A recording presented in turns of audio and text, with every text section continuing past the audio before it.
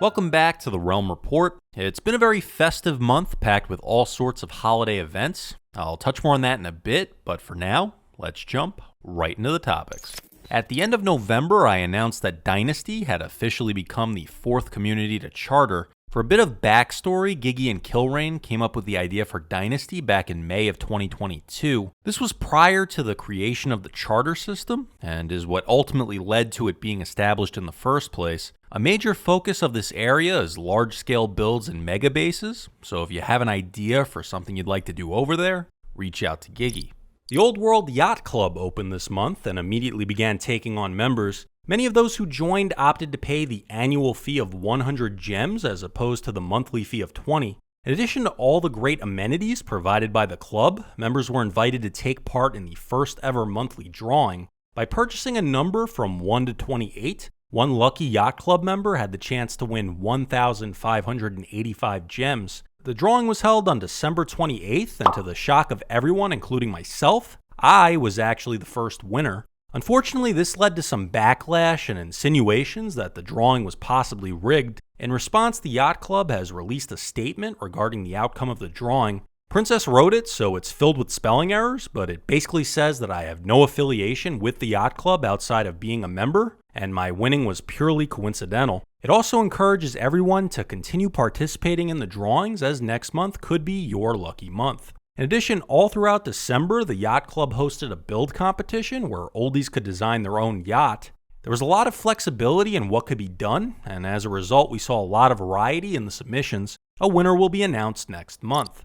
Unfortunately, most of the gems I won in the Yacht Club drawing have been eaten up by legal fees. As I headed to the courtroom to dispute the use of my likeness in this month's photo contest, the photo brought into question the ethical dilemma of using another oldie's likeness in a competition where the winner stands to profit. But since everyone knows that I would never actively participate in taking such a disturbing photo, it technically fell under imitation or a form of parody. Now, I had my suspicions earlier in the month that Princess was planning to take a photo that somehow involved me. I just wasn't sure how she would do it. Since I'm known for having several clones of myself all around the old world, I assumed she'd simply pay off one of them. But in all of my discussions with the clones, I learned that even they dislike Princess and wanted nothing to do with it. So I put my private investigator on the case to monitor the situation and see what she was up to. As it turns out, this photo was actually taken by Princess with help from BMX. So congratulations to the two of them for taking one of the more horrifying images to ever grace the old world. This photo should be available for purchase in the gallery following the next Multi-World Monday, unless every copy accidentally falls into the pit of despair.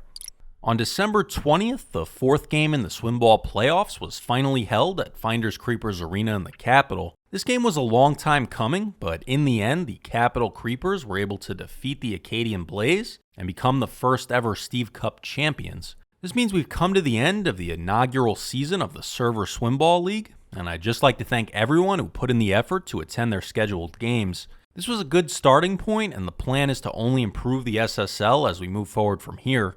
Scheduling was definitely the biggest challenge we ran into, especially as we moved into the holiday season. Half-Ass Guy has been making notes and listening to feedback on potential improvements for the upcoming season, so be on the lookout for any updates related to that. While the initial plan was to hold 2 Swimball seasons per year, we decided to change this in favor of one longer season that'll run from March through November. In the meantime, the current champions will spend their time being the humble, modest team they've always been. In fact, I've gone ahead and prepared a little montage of the Capital Creepers enjoying their time with the Steve Cup.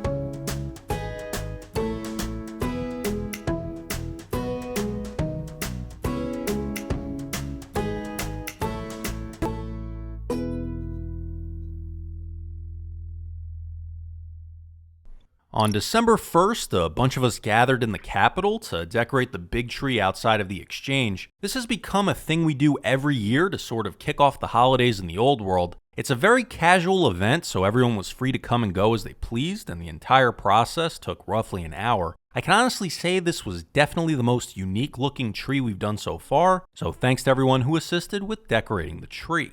On December 10th, we held the official meetup for Secret Santa at the Isle of Misfit Oldies. This was when everyone got together to pick up the shulker boxes that they'd used to prepare their gifts. There were a few who couldn't attend this meetup, but I was able to schedule something with them beforehand to get that taken care of. Everything went pretty smoothly this year with only one delay in gift delivery. I always look forward to Secret Santa because it's fun to see some of the more unique gifts that people come up with. For example, here's a piece of artwork that Ratboy gifted to me that I really appreciated. Another one was this really cool map art that Zulu made for Peculiar. I prepared a separate video this month that went over the entire Secret Santa process from start to finish. Consider checking it out if you're interested in joining us for the next one. On December 14th, a group of us headed over to the Isle of Misfit Oldies for the holiday exchange with Princess. Princess had prepared a special area specifically for this in advance in order to simplify the process. Everyone participating was instructed to prepare a single shulker beforehand and fill it with either high quality or joke items. Unlike Secret Santa, this was more of a game that took place in a single session. Each oldie would take turns drawing numbers, which corresponded with a set of actions that Princess had posted in advance. Overall, it was a fun game and something we plan to continue moving forward. Although next time we'll try and schedule it on a better date so that more people are able to join. Next month we'll be switching things up in a big way and doing a throwback to the early days of the island and the jungle. The Archipelago is a future community that will be replacing the Aquarius as one of the 6 core communities in the old world. As many of you know, the Aquarius has struggled to attract a player base pretty much since its inception, and although we've attempted to breathe new life into it, it's basically been abandoned at this point. It seems the best course of action may be to simply move on from it and go in another direction. So with the Archipelago, our objective is to create a chain of islands surrounding one central main island that'll serve as sort of a hub, or maybe even a potential shopping district. The water level makes terraforming very easy, but if you'd prefer not to design an island from scratch, Willow has assisted by placing several chunks of pre-generated land out in the water that'll be first come first served for whoever wants to claim them. For the time being, this will be taking place on an entirely separate realm just to kick things off. The idea of a fresh start has been requested for quite some time, and this was a good opportunity for us to do one. All oldies are welcome to participate in it, but anyone who doesn't can just continue on with what they've been doing as normal. In fact, my goal is to keep this so separate from the old world for the time being that I've gone ahead and created a temporary Discord specifically for this. You'll need to join that Discord in order to receive an invite to the realm. We'll also be using this as an opportunity to recruit new potential oldies, so I'll be making this open to everyone without the need to go through the usual process of joining the server. So just keep in mind that you may be interacting with people who aren't from the old world. To keep building within the Archipelago itself, we'll also be reintroducing the concept of no man's land. For those who don't know, this essentially means that the Archipelago will be considered a safe zone, while the surrounding area will be entirely anarchy. This means I encourage everyone to repeatedly attack Princess whenever you see her out there. I went ahead and placed a bedrock border around the map to clearly distinguish between the two areas. Following the completion of this special event, the Archipelago will be brought into the old world in the same fashion as the communities that preceded it, so I hope to see you there when the Archipelago begins on January 1st. Next month we'll be revisiting a build competition from back in March of 2022. Peculiar spent a lot of time reworking the dome racetrack, and he's finally settled on an official design. So to fill up some of the surrounding space and add a little more character to the track, we'll be holding another Mario-themed build competition throughout the month of January. There are a lot of people on the server who weren't here the first time we did this, so this will be entirely new to them. But even if you already joined us for the last one, you're welcome to submit a new entry and take part in this one as well. And if for whatever reason your build was ineligible last time, this is a good opportunity to correct whatever the issue was with it and resubmit. Be on the lookout for an event and mark yourself interested if you plan to participate. On December 17th, we held our second Drop Zone event over at the Isle of Misfit Oldies. For a bit of a recap, Drop Zone was an idea that came to me following the popularity of Panda Spleef Spectacular. We tried it out for the first time last December, and although it went mostly well, I was pretty disappointed with just how laggy the game ended up being. So this time around, I figured we'd try something new and turn off tile drops while the event was taking place. Although it definitely made a huge improvement, we still had to deal with several instances of people dropping to the next level, then suddenly bouncing back up. We had 9 people participating in the event this year, so we ended up going with 3 teams of 3. The blue team of Princess, Peculiar, and Willow would go on to win the event, with Princess being the last one remaining.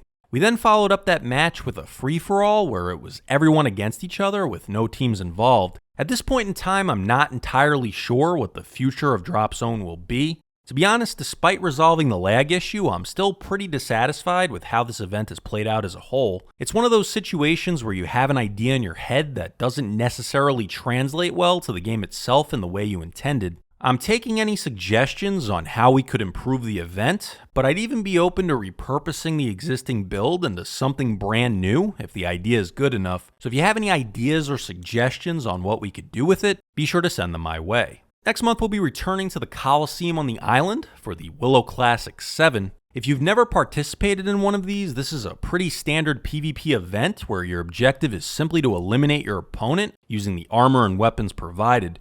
For each event, Willow takes the time to completely redesign the battlefield, which is always fun to see and helps to keep things fresh. But although the theme changes from event to event, the basic PvP concept remains the same. So I hope you'll join us for the Willow Classic 7. When it's held on January 28th. So it feels like just yesterday we were wrapping up 2022, and now here we are about to see what's next for the old world in 2024. This year definitely had its own set of challenges and setbacks, but the positives far outweighed the negatives. 2023 saw the introduction of a bunch of new oldies who have already made a lasting impact on the server. Several communities chartered, and I hope we'll see even more next year. I'm really looking forward to seeing what awaits in 2024, and I encourage everyone to continue to make suggestions that you think could improve the server. Ultimately, my only goal with this is to make the old world the best it can possibly be for everyone who invests their time into it. Some ideas that don't necessarily work end up leading to other ideas, so I'm open to any feedback anyone wants to provide.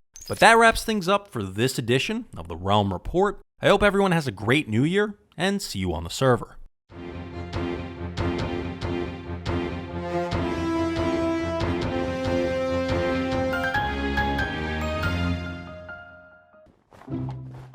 Get him! Right, maybe next. Oh no, I just fell again and no one's even on this floor. I just fell again! What is happening?